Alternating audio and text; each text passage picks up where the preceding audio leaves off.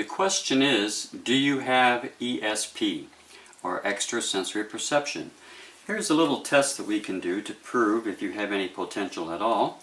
I'm going to be using about 18 cards, and I'd like to prove to you that first of all I do have 18 cards here. There's 1, 2, 3, 4, 5, 6, 7, 8, 9, 10, 11, 12, 13, 14, 15, 16, 17. I was right. I did cut off 18 cards, making 9 pairs of cards. Now what I mean by a pair is not just 2 cards. That doesn't equal a pair. The pair has to be an odd combination of color, such as a black and a red card. If there's 2 black cards, that's not a pair. If there's 2 red cards, that's not a pair. It has to be an odd combination of color to make a pair. So let's see what I have here. That's 1 pair. That's 2 pair. 3 pair. 4 pair. 5. 6. 7. 8. And yes, indeed, I do have 9 pairs of cards.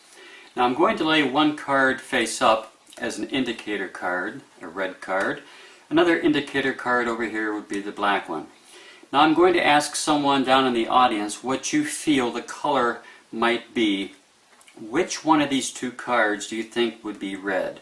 The top or the bottom card? Now in this case, if you had said the bottom card, you would have been correct. Again, it varies every time. It'll be top or bottom. Which one do you think is red? And whatever you say, I will lay down. In this case, the red card would have been the top one.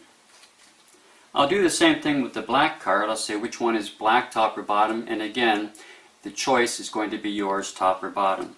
Now I'm going to lose those cards on the bottom of the packet because you already know what those colors are.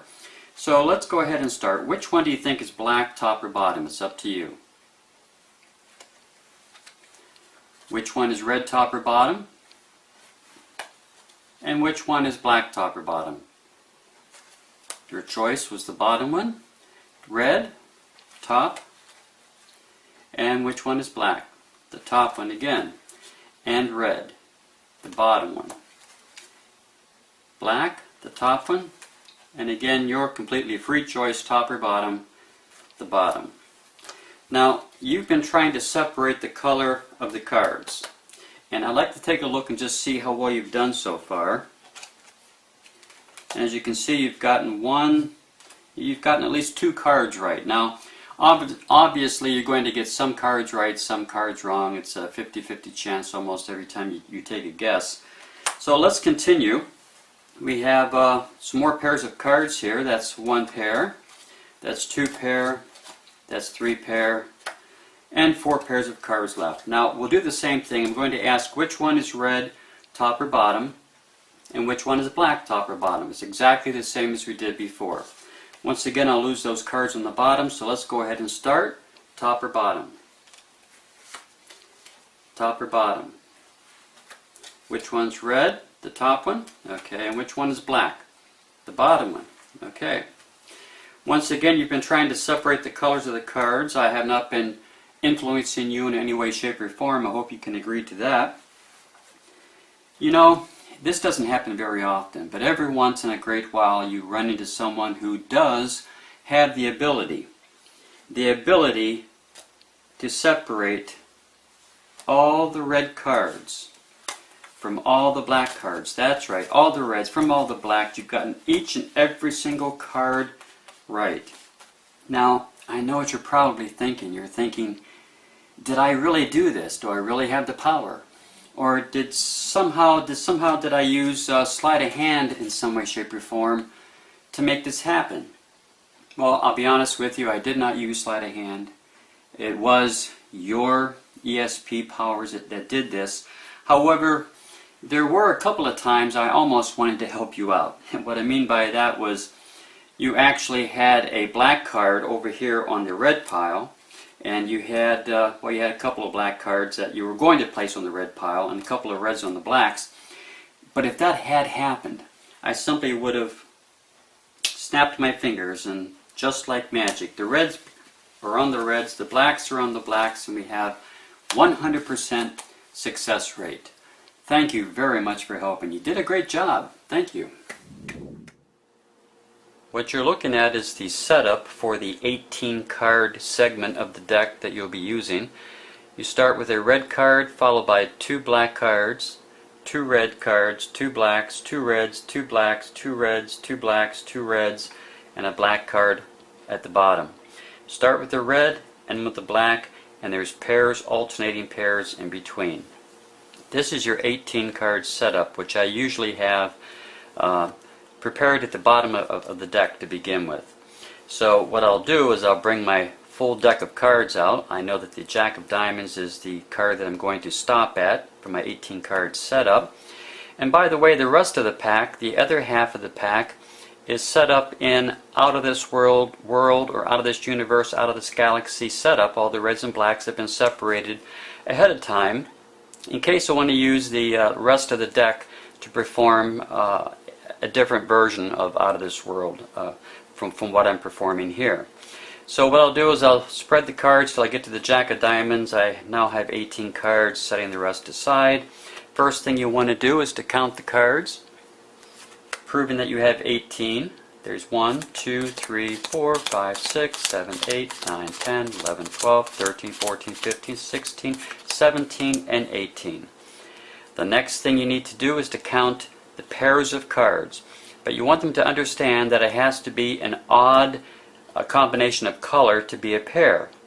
So not just 2 cards, but an odd combination. Now by showing odd combinations throughout the entire dealing process, you're reinforcing in their mind that there's red, black, red, black, red, black, and they're really alternated, which in essence they really aren't. But anyway, this is how you count the pairs. You deal the top card off, take the second card on top of it, reversing it, turning them over, showing 1 pair. Place them face down. Count them again by reversing. That's 2 pair. 3 pair. You reverse the cards every single time you count when you're showing the 18 cards or the 9 pairs of cards. By following this procedure, this effect actually does work pretty much by itself until you get to the tail end where you can do your glide, your double lifts, or whatever to perform the optional ending. So you've just counted 18 pairs of cards. You then lay 2 cards out as indicator cards, a black and a red. You then explain to the spectator that they have a choice of either the top or the bottom card as to which one is going to be red, and you show, in this case it would have been the bottom card. You place them underneath the packet, do the same thing. Which one is red, top or bottom? They're going to have a completely free choice. Oh, this time it would have been the top card, you tell them. This emphasizes that the positions of the cards will change, and that it is a free choice, and that the colors red and black are truly mixed. You do this the second time. Now the third time you come over to the black packet and say, and which one would you think would be black, the top or bottom? Again, you're simply doing this to condition them to see reds and blacks being mixed. Now, when you place these 2 cards underneath the packet, you say, well, of course, which one do you think would be black, top or bottom? Well, in this case, it would have been the top one. You would have been right. But since you already know what these cards are, let me bury them underneath the packet. When you do this, you need to push 1 card off the top of the pack and add this 3rd card to these 2. So sometimes I'll use these 2 cards to cover as I push that 1 card off, and then I'll add them on, and I'll cut all 3 cards to the bottom. That's practically the only slide you'll be using throughout this entire routine. Now you're set and ready to go into the routine sequence. You start with the blacks. Now if you're ever in doubt as to which color to start with, the red or the blacks, take a look at the bottom card of the packet. If the bottom card is red, you start with the blacks. And if it happens to be black, you'll start with the reds. So in this case I start with the blacks. Which card do you think is red, top or bottom? Now because of the way the cards have been handled, you'll find out that both of these cards are going to be black. It doesn't matter which one they say. You place whatever they say down and place the discarded card in the center. Which one is red, top or bottom? It doesn't matter what they say because both cards are going to be red. You alternate back and forth. Which one is black? Obviously it doesn't matter. which one is red. It really doesn't matter what they say. But the nice part about this is that you are setting yourself up to show that the cards are still mixed with this center packet, which you'll turn over in just a moment. Which one is black, top or bottom, it doesn't matter. And which one is red, let's say they say the bottom.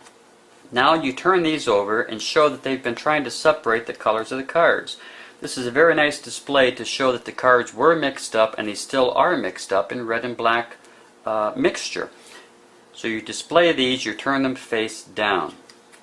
You can then, if you want to, you can maybe show one card, that they got one card right over there and perhaps another card over here. It's up to you if you want to do this part. You then go to the last phase where you have to show the pairs of the cards one more time. Now to show the pairs this time, there's a little bit different procedure. What you want to do is reverse the top two, show them, turn them face down. Don't reverse the next two, simply separate them and count them, keeping them in order. Show them and place them down. Reverse the next two and place them down. Don't reverse the last two and place them down.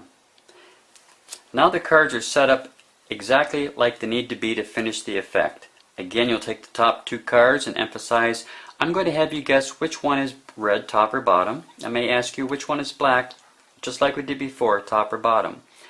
Again, I need to bury these cards underneath because you know what the colors are. Again, I use these cards to cover getting a little tiny break so that I can bury these cards all three underneath. You then go back into your sequence, which one is red top or bottom, which one is black top or bottom. Now in this case I start with the reds. How do I know that?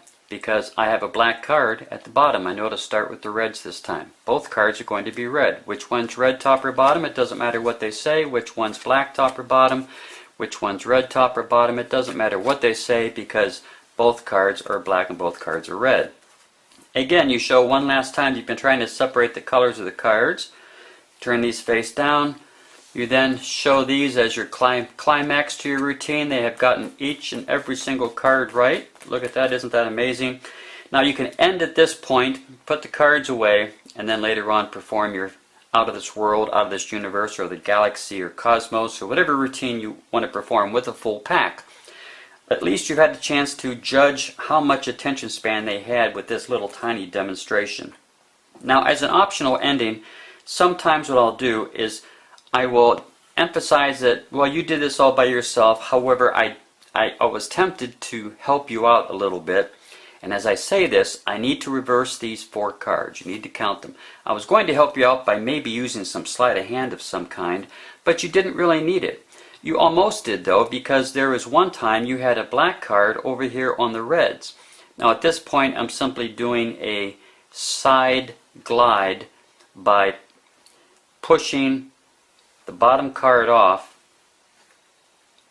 to the left, to the right, pushing the bottom card off to the right, which enables me to grab the red card. It's simply a little bit different way to do the glide.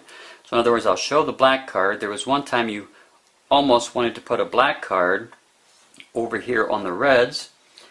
Now at this point, I take these top two cards, which are still separated. The top two cards get cut underneath, and I'll do that procedure again. As a matter of fact, there were two blacks that you almost placed over here on the red pile. And then the two reds were over here, and that of course would have been wrong, but I could have corrected by simply gesturing and going into that sequence so that you have all of the cards being correct. Now you could perhaps use the glide, your favorite method for the glide, if you want to do that. Or if you wanted to, you could simply choose to use your double lifts.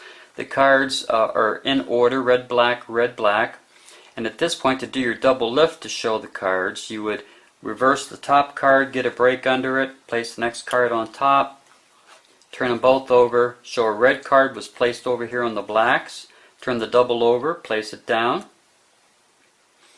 You count the three cards, getting a break under the second card. You do the same thing.